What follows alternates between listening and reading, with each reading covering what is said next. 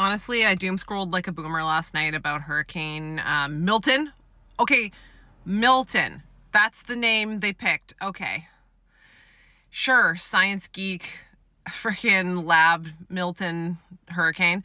Anyways, I was so freaking stressed out. I couldn't even like fall asleep last night after watching these videos. But the one that stressed me out the most, and I'm not going to stitch it because obviously I'm not a troll and I'm not about that. And it's like everyone's a human on their own path, making their own decisions and what they think is best. But I watched a woman going into her bunker with her 4 kids and saying like, I got all my supplies, I got my booze, I got my food. It's like, dude, like number 1 on the list is booze. And then all of the comments, because I ran there and was just like, yes, girl, like I brought all the booze, all the drinks, like you gotta stay alive, like you got to have that to keep you sane. And I was just like, wow, like that's the first priority, even in like a stage 5, possibly even stage 6 hurricane, like with your children, that's the first thing you grab. Like how on brand for Florida is that?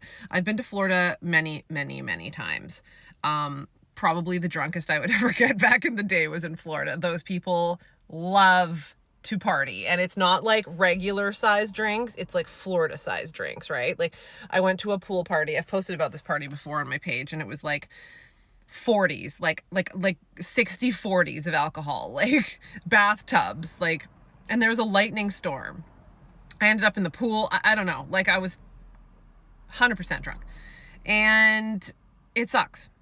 Like that sucks because you're with your children in a life or death situation and the first thing you're grabbing is booze. Like I'm trying not to judge, right? Because it's like I would have been that same person. Like I would have said that too. I've been like, oh, I gotta get the drinks, gotta get like, make sure you're stocked up. Like, but do your children feel safe, or are you safe when you're fucking inebriated, like in a hideaway situation, like in a storm? Like it's so, alcoholism is so crazy. Like it grabs you and just doesn't let you go. Like even in a survival moment, that's what you prioritize. Like think about it. Think about it. It's insane, but that's what we do. I mean, everyone who lives in Florida is a little bit nuts. Like I'm going to be real. Like it's definitely full of crazy people.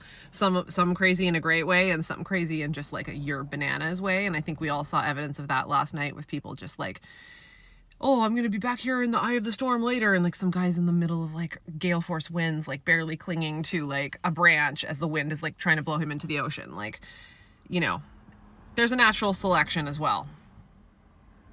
I gotta be honest, but we're all just people at the end of the day who deserve to be safe and survive. And there's a lot of reasons people were not able to evacuate. Some of them are just morons, but some of them are just like, I have 4 kids.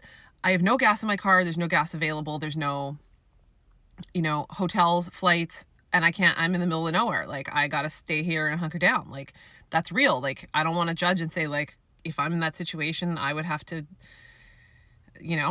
I wouldn't know what to do necessarily. And there's not always a place to go, right? We know that in a lot of situations, but fucking alcohol does not deserve to be the number 1 thing you take into a bunker on your survival day, like with your kids. It just sucks.